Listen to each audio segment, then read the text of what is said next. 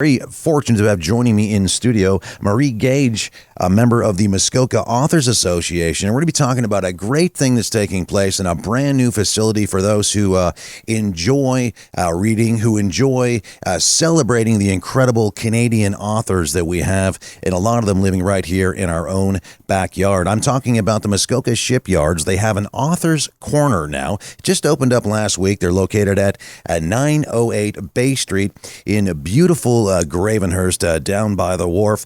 And without further ado, I would like to welcome Marie to your Muskoka morning. Good morning, Marie. Good morning. Thank you very much for having me. It's my absolute pleasure, and thank you for joining us. I know you're very busy, and grateful to have you in studio. And this is a very exciting thing. We've been chatting a little bit off air about the shipyard and about the author's corner, and how this is a great thing that's in place, not only for the authors to have an opportunity to have people to purchase their writing, but also for the people to live in this area. And you're going to be doing a meet and greet this Sunday and a book signing as well. I'll let the listeners know that Marie has penned six different books. I'm correct about that. 2 novels and 4 children's picture books. And I'll let you know Marie will be at the Muskoka Shipyards Authors Corner on Sunday, October the 9th from 10 until 2 o'clock. And this sounds like this is going to be a nice day, Marie, especially for people. Sometimes it's nice, people that know your works. It's always nice to put a face to it as well. So a chance for people to meet you, purchase some of the novels, and also do a signing. But before we get to the actual day, tell me a little bit about your most recent novel. Okay, well, my most recent novel is titled Promise of the Bluebell Woods, and it is essentially a romance that was inspired by a true story of a Canadian laboratory technician who was deployed with the No. 10 Canadian General Hospital out of London, Ontario, and a young English woman who is offered unprecedented opportunities for advancement because the men are away fighting Hitler. At its heart, it asks the question of what you would do for love. Wow, and that is it's an interesting question, because we know that people will go to the extremes for love at times, Marie, for sure. Well, after World War II, there were more than 47,000 women who left everything they knew. Wow. Mostly from England, but from other countries as well, and made Canada their home. And this is just the story of one of those and how that unfolded. What inspired this story for you? I know that it's partially fiction, but it's also based obviously on history. Does this have a personal connection to your own family? It does. I was doing family research and found a couple of stories. This is one of them. The other novel, A Ring of Promises, is the other, that were just too good not to tell. They're just part of the fiber of Canadian history, and it's actually the story of my mother and father-in-law. Oh, okay. Nice. And how they came to be here. But she's an inspiring woman, and somebody who I hadn't understood everything she'd given up to be here and to follow love to Canada until we had more time to talk about it. And she's 97 now, still alive, and was one of the informants in the development of the book. It's not completely... Okay, so now I got to ask you this now. This is very exciting, because you're telling me that she's still alive. She's 97 years old. The book is complete. And obviously that you would draw from her memories and stuff, and from her, her actual experiences. But what was that moment like when she first... I'm assuming she's read the book.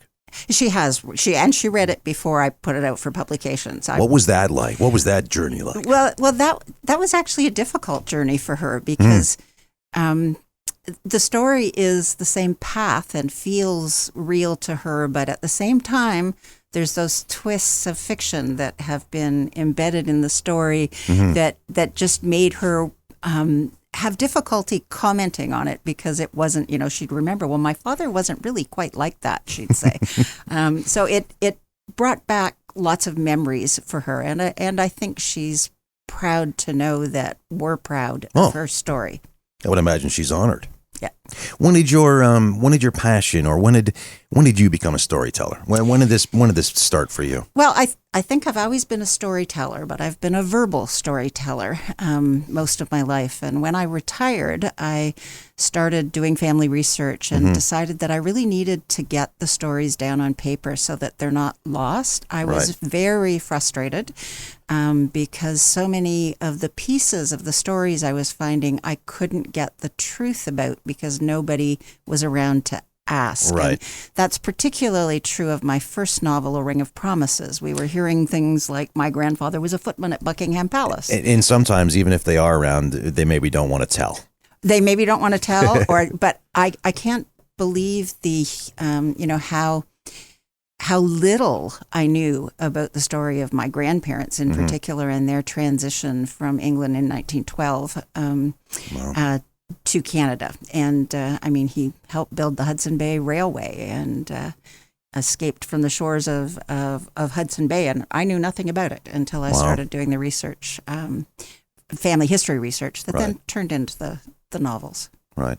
That must be the journey itself for you. I mean, not only finding out more about your actual bloodlines, about your actual family, and then, putting that to pen and then watching that evolve and come to life must have been a pretty amazing journey. It's a very amazing journey and very gratifying. And, I will say they're not just my stories either. Just because these people are related to me, the world is made up of ordinary people who have pieces of extraordinary pasts that we need to honor and know about. Like World War II wasn't won by the brass who managed the army. It was won by the foot soldiers and people like my father-in-law in the lab in a hospital, listening to the bombs go off all around him on the shores of France right after D-Day. So those people we need to celebrate. Absolutely. And these two novels are the stories of people like that I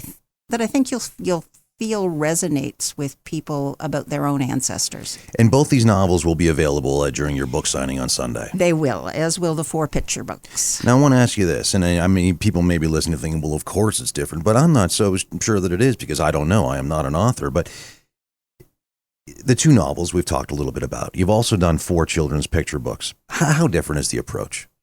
The approach isn't all that different because like a seed gets planted in my head by observing people. And I mean, in the case of the children, they're people that are still alive. They're actually my grandchildren. But in the case of the novels, it was people that were no longer here to be able to talk to. But there are characteristics of those people that start to talk to you and the characters start to come to life and then they start to have a story and that story gets down on paper and becomes a book. Now, I'm assuming that you've had the opportunity and the pleasure to read at least one of your children's books to children. Oh, absolutely. So what was that like the very first time when you saw their reactions? Well, it's the questions that they asked were just stunning because sometimes we don't give children enough credit for understanding pieces of the story, and it brings joy. I mean, you leave the even room. to see the fact that it's provoking thought, that it's getting their minds going, that they're asking these questions. Exactly. That's got to be like, okay, I've done my job here. That's right. Excellent. And it's been fascinating to watch the reaction of my grandchildren, who, although the stories are, not exactly them, they were inspired by them. A characteristic of theirs that turned into a story, and so they're proud to have their book. So. Excellent. And now all of your novels, your novels and your children's books, they will all be available the day of the signing, and they will continue to be available at the Muskoka. At the Shipyards Authors Corner. They're going to be there. That's correct. And the Shipyards is open from 10 until 5 every day. So you don't. I mean, much as I'd love to see you on Sunday, I know that might not be possible for everyone. So if you can't come then the books will still be there every day, and as is a cornucopia of other art by other kinds of artists, filling the 2 floors of the Shipyard store. It's really an experience, and so I hope you will drop in. And take the time to enjoy the wharf as well and just walk around that area. It's absolutely gorgeous. Yeah, it is a beautiful area with lots of other things to do in the area. But if you're not able to come to the shipyards, my books are also available on Amazon, and will soon be available for order from your local bookstore. Marie Gage from the Muskoka Authors Association will be at the shipyards on Sunday, October the 9th from 10 a.m. until 2 p.m. It's located at 908 Bay Street in beautiful Gravenhurst. She'll be celebrating her works and giving you the opportunity to purchase some of her novels or children's books. It's a book signing. It'll give you an opportunity to sit and have a chat with Marie as well. And it sounds like it's going to be a great thing. And hats off to the shipyards for facilitating this and having a facility that is encouraging and supporting artists within Muskoka. Excellent. Yes, So, yeah, it's an excellent opportunity. I thank you so much for your time this morning, Marie. And was there anything else you wanted to get out? Or No, I think that's it, Grant. And you enjoy William Prince when he comes to Haliburton I as well. absolutely will. I think you mentioned you like folk music as well, so I think you'll like this as well, Marie. It's Madison Violet and The Woodshop on your Muskoka Morning, the Bay 88.7.